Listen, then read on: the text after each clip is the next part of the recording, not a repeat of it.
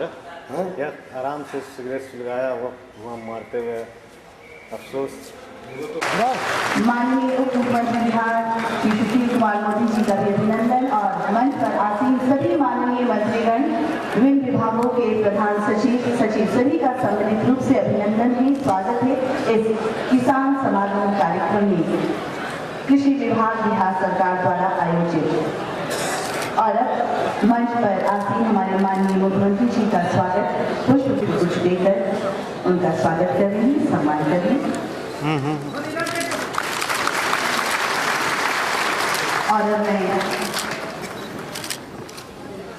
और अब मैं सचिव कृषि विभाग डॉक्टर एन विजयलक्ष्मी जी से अनुरोध करूंगी कि हमारे माननीय उप मुख्यमंत्री बिहार श्री सुशील कुमार मोदी जी को पुष्पगुच्छ देकर उनका स्वागत करें। और अब मैं कृषि निदेशक श्री अरविंदर सिंह जी से अनुरोध करूंगी कि कार्यक्रम में आमंत्रित करना चाहूंगी विकास आयुक्त कृषि उत्पादन आयुक्त श्री अशोक कुमार सिन्हा जी।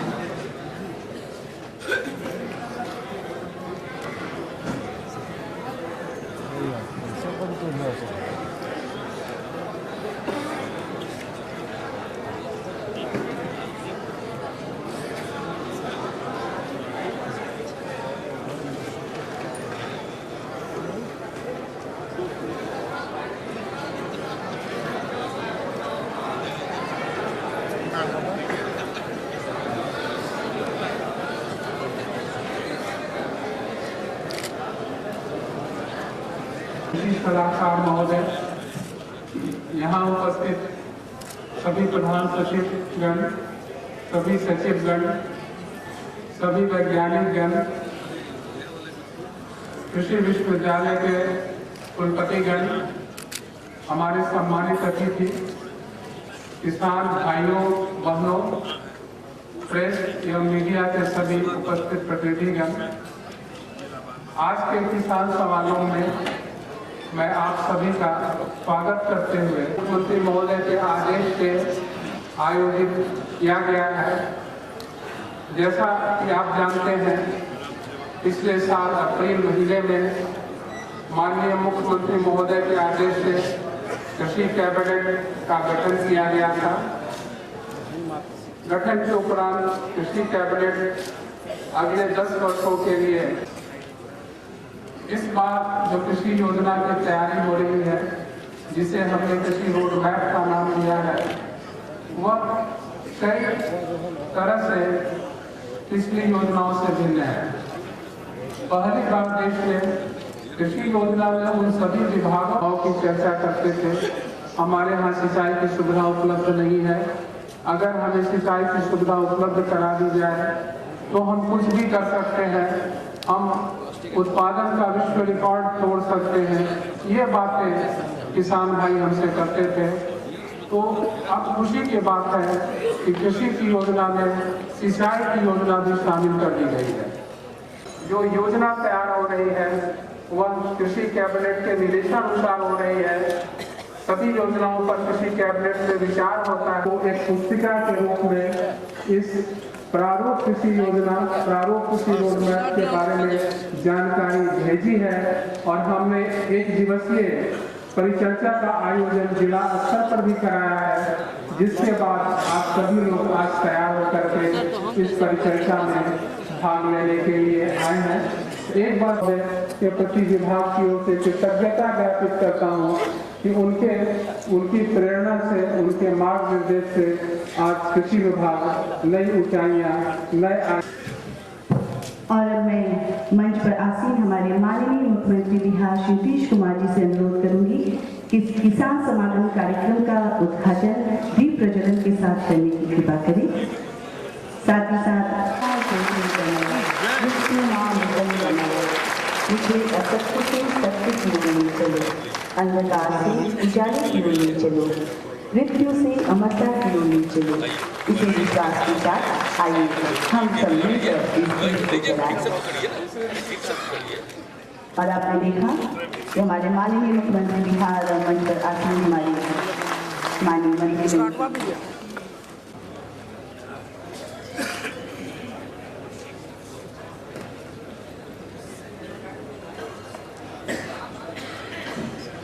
तो मैं आप सबके बीच यहाँ बुलाना चाहूंगी माननीय मुख्यमंत्री बिहार श्री नीतीश कुमार जी को आप सबको संबोधित करने के लिए। कृषि मंत्री श्री नरेंद्र सिंह जी, हमारे मंत्रिमंडल के यहाँ उपस्थित तमाम सहयोगीगण, जो हमारे कृषि कैबिनेट के सदस्य हैं, भारतीय कृषि अनुसंधान परिषद के पूर्व महानिदेशक और भारत सरकार के department of agriculture research and education के पूर्व सचिव और अब मुख्यमंत्री के कृषि सलाहकार आदरणीय डॉक्टर मंगला राय जी, यहाँ उपस्थित सभी माननीय विधायकगण, सचिव,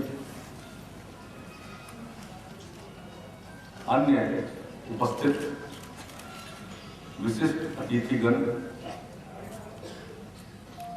प्रिंट और इलेक्ट्रॉनिक मीडिया के सभी यहाँ आए हुए प्रतिनिधिगण और किसान समागम में उपस्थित किसान बहनों और भाइयों, मैं तो अभी सिर्फ आपका स्वागत करने के लिए उपस्थित हुआ। आप सबको स्मरण होगा कि आज से 4 साल पहले भी इसी स्थान पर एक किसान पंचायत का आयोजन हुआ था और उसमें 4 वर्षों के कृषि रोड मैप पर विचार हुआ। आप सबसे विचार विमर्श करने के उपरांत, कृषि वैज्ञानिकों से विचार विमर्श करने के उपरांत, अन्य सभी संबंधित पदाधिकारियों से विचार विमर्श करने के उपरांत 4 वर्ष के लिए कृषि रोड मैप का निर्धारण किया गया था और उसके मुताबिक कई काम हुए और उस समय से ही कृषि फोकस में आया और हम लोगों ने कई कार्यक्रम चलाए। बीज प्रतिस्थापन दर काफी बढ़ा, मुख्यमंत्री तीव्र बीज विस्तार योजना, बीज ग्राम योजना और फिर जैविक खेती को बढ़ावा देने के लिए कई योजनाएं, कृषि यांत्रिकरण के लिए ज्यादा सहायता देने की योजना, अनेक प्रकार की योजनाएं शुरू की गई और उसका लाभ हुआ है। हम लोगों ने नई तकनीक का भी प्रचार किसान बहनों और भाइयों के बीच में किया, उसका फायदा हुआ, उत्पादकता में वृद्धि हुई और उत्पादन में भी वृद्धि हुई। श्री विधि का भी प्रचार प्रसार किया गया और धान के उत्पादन में एक नया रिकॉर्ड कायम किया गया। ये सबसे बड़ी प्रसन्नता की बात है। तो जो कुछ भी किया जा रहा है और इन दिनों बिहार में कृषि के क्षेत्र में जो काम हो रहे हैं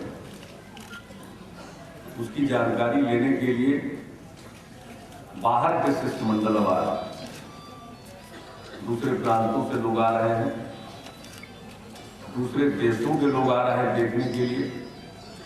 तो इतने कम समय में आप सबों के उत्साह से जो कुछ हासिल किया जा सका है उसकी चर्चा होने लगी, लेकिन मेरी समझ से यह शुरुआत है, हमें अभी बहुत आगे जाना है। आप लोगों के समर्थन से जब बिहार में काम करने का मौका मिला है तो हमने सुशासन के कार्यक्रम तय किए और उस पर अमल करना शुरू किया। लेकिन साथ साथ आप में से बहुतों को ध्यान में ये बात होगी कि हम दो सपनों की बात जरूर करते हैं।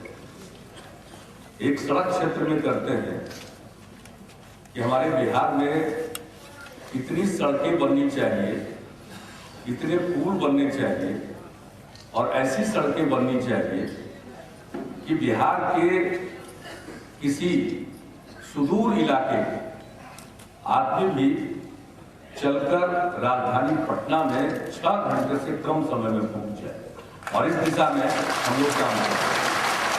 और मुझको तो ऐसा लग रहा है कि अब वो काफी उसको प्राप्त करने के करीब हम पहुंच चुके हैं। और उसके साथ साथ हम एक और सपने की बात करते हैं, और वो है कि हमारा कृषि इतना सुव्यवस्थित हो जाए, इतनी बेहतरीन हो जाए कि हर हिंदुस्तानी के थाल में बिहार का एक व्यंजन बने। तो यह भी हमारा एक सपना है।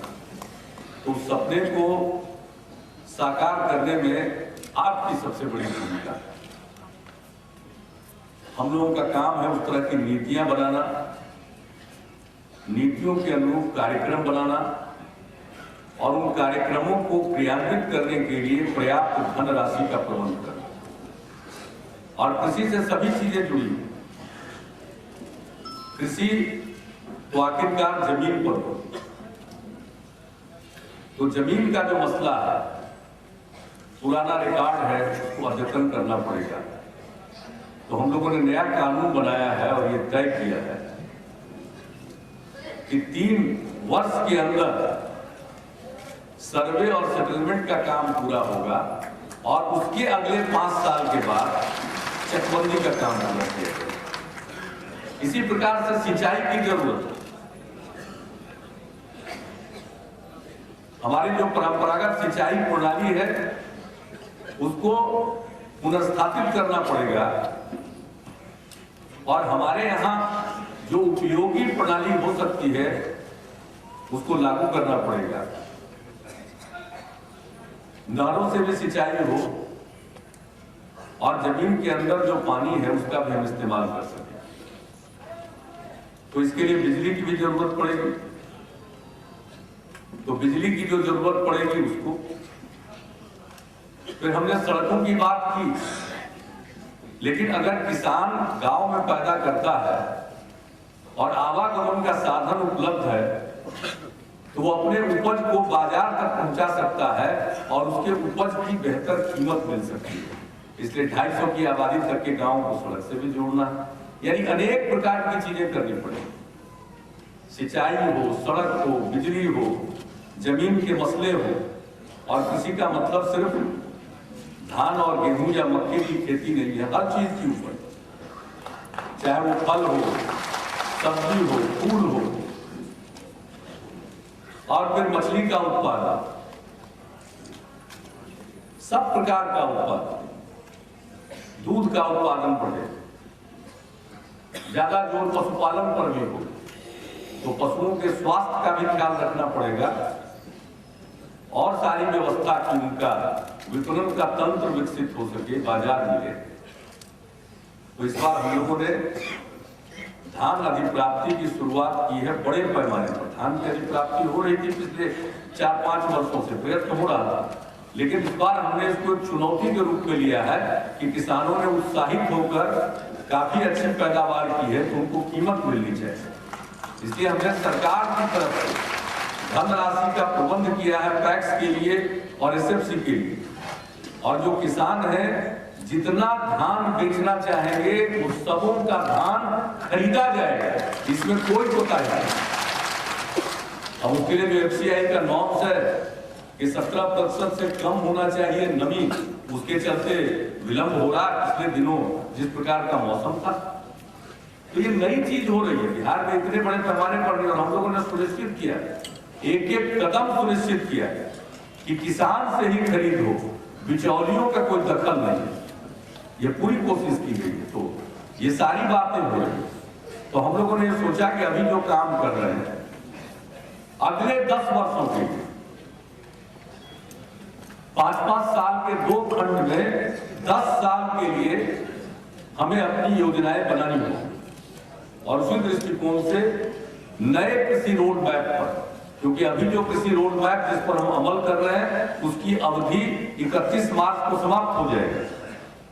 तो अप्रैल 2012 से लेकर के अगले 10 वर्ष तक यानी 2022 तक के लिए हम अभी योजना बना रहे हैं और लक्ष्य निर्धारित कर रहे हैं। उन सभी चीजों से संबंधित जो दस्तावेज तैयार हुए हैं, कृषि कैबिनेट हमने बनाया। ये राष्ट्र देश में पहला प्रयोग कृषि कैबिनेट बना और उस कृषि कैबिनेट के माध्यम से हम लोगों ने विभिन्न विषयों पर 14 समितियां बनाई। उसमें अधिकारी विशेषज्ञ सब शामिल किए गए। उन्होंने अपनी रिपोर्ट सौंपी। उसके पीछे जो सिद्धांत था उस पर हम लोगों ने उसका अनुमोदन किया और तब कार्यक्रम बन रहे हैं और इसी सिलसिले में ये आज का समागम है। तो आप सबके बीच में पहले हमारे कृषि उत्पादन आयुक्त जो विकास आयुक्त भी हैं एक प्रस्तुतिकरण देंगे। यूं तो जैसा उन्होंने बताया आप सब लोगों के बीच में एक संक्षिप्त करके दस्तावेज भेजा गया, आपने उसको देखा होगा। फिर यहाँ ताजा कर लेंगे, आपके सामने वो प्रस्तुतिकरण देंगे, गौर से देखिएगा और तब उसके भाष्य के तौर पर डॉक्टर मंगला राय जी का भाषण होगा और इनका भाषण हो जाने के बाद हमारी क्या सोच है, क्या चाहते हैं, हमारे लक्ष्य क्या है, उसको प्राप्त करने के लिए हम करना क्या चाहते हैं, कितने पैसे का प्रबंधन, बहुत बड़े पैमाने पर धनराशि की जरूरत पड़ेगी। इसलिए उसके लिए हमने मुख्य सचिव की अध्यक्षता में एक रिसोर्स मैनेजमेंट कमेटी का भी गठन किया है कृषि कैबिनेट की तरफ। ये चारों तरफ के जो रिसोर्सेज है, संसाधन है, एक जगह उसको इकट्ठा करें और कैसे सर्वश्रेष्ठ इस्तेमाल हो सके। और इस कृषि रोड मैप में कृषि की पढ़ाई से लेकर के शिक्षा विभाग को भी शामिल किया गया। स्कूलों में पढ़ाई हो, तत्काल तरुणाई से ही लोगों को मालूम हो खेती का महत्व और जितना बड़ा हमारा सूबा है और जितने लोग खेती पर निर्भर है। बिहार की आर्थिक स्थिति में सुधार के लिए ये जरूरी है कि खेती बाड़ी की तरक्की हो, खेती पर रहने वाले लोगों, निर्भर रहने वाले लोगों की आय बढ़े, आमदनी बढ़े और तभी बिहार विकसित होगा। हमारा जोर प्रसंस्करण पर भी होगा कि फल सब्जियों का उत्पादन होता है लेकिन प्रसंस्करण के अभाव में वो बर्बाद हो जाते हैं। तो एक एक चीज पर, बाजार पर, भंडारण पर, गोदाम पर, हर एक चीज को समेटे हुए यह कृषि रोड मैप होगा और इसके बारे में आप सब लोगों के मन में जो विचार है, और हमने तो अपने विभिन्न यात्राओं के दौरान, प्रवास यात्रा में भी हम थे, तो गया में और फिर वैशाली में हम किसानों से मिले, मुजफ्फरपुर हम गए और इस बार अपनी सेवा यात्रा के दौरान हम अनेक जगहों पर गए जहां किसानों ने बेहतरीन काम किया है। हम उनसे मिलने गए, उनके काम को देखने गए, उसको और प्रोत्साहित करने गए। तो इस प्रकार से वैसे लोगों को भी जहां जहां के बारे में जानकारी थी उन लोगों को भी आज बुलाया गया है। तो आप अपनी राय भी रखेंगे और मैं आपको इतना ही भरोसा दिलाना चाहता हूं कि जो आपकी राय आएगी उन सभी चीजों को हम आगे इसको अंतिम रूप देने के समय उन सब बातों पर गौर करेंगे, ध्यान के साथ गौर करेंगे, क्योंकि कृषि पर चर्चा हो रही है और बिहार भर के चुनिंदा किसान प्रतिनिधि आप आए हुए हैं और मंच को देख लीजिए, मंत्रिमंडल बैठा हुआ है और उसके साथ पूरे अधिकारीगण बैठे हुए और तब और हमारे विशेषज्ञ भी बैठे हुए और तब जो निचोड़ निकलेगा वो बिहार के प्रगति की, बिहार के तरक्की की और न्याय के साथ विकास की नई कहानी लिखने में कामयाब है। इसलिए आज के इस ऐतिहासिक दिन पर मैं आपका स्वागत करता हूं और एक ही अनुरोध मैं करूंगा, बोलने वाले अनेक होंगे, मुझको बताया गया है कोई 65-70 लोग बोलेंगे आप लोगों की तरफ से, तो वैसी स्थिति में समय का ख्याल रखना चाहिए। अगर 5-5 मिनट भी बोलेंगे तो आप जोड़ लीजिए, 70 गुना 5 350 मिनट, यानी 6 छक्के 36, लगभग 6 घंटा की जरूरत। हमको बैठने में कोई दिक्कत नहीं है। आप जितनी देर तक ये कार्यक्रम चलेगा हम तो बैठे रहेंगे। और आप लोगों के लिए किसी विभाग ने इंतजाम किया है, आप बीच बीच में जब खाने का समय होगा तो बीच बीच में उठ करके आप अपना भोजन करिएगा और बैठिएगा। ऐसा नहीं होगा कि एक ही बार इसको कुछ देर के लिए बंद किया जाए। यहाँ का काम चलता रहेगा। यहाँ वाले लोग भी जिनको कुछ कुछ भूख लगे तो खा लेंगे, फिर आकर के बैठ जाएंगे, कोई जाएगा नहीं। और सबकी बात सुनने के बाद तब अंत में हम भी 2-4 शब्द कहेंगे। अभी तो मैं सिर्फ और सिर्फ आपका स्वागत करने के लिए और आगे किस ढंग से ये इसके कार्यक्रम चलेंगे, कैसे कार्यवाही चलेगी, इसके लिए मैंने सिर्फ 2 शब्द आपके समक्ष अर्ज किया। इन्हीं शब्दों के साथ मैं इस आयोजन के लिए, जहां एपीसी को और हमारे कृषि मंत्री जी तो घर लगे ही रहते हैं, और तमाम हमारे मंत्री जो कृषि कैबिनेट से संबंधित है और जितने अधिकारी हैं, सब लोगों ने पूरी दिलचस्पी ली है। और आज उसी का फल है आपकी उपस्थिति। और मुझे पूरा विश्वास है कि आज के समागम का बहुत ज्यादा लाभ होगा और बिहार के विकास में ये एक मील का पत्थर साबित होगा। इन्हीं शब्दों के साथ आप सबका स्वागत और धन्यवाद। बिहार मंत्रिमंडल की अनेकानेक वरिष्ठ मंत्रीगण, दुनिया के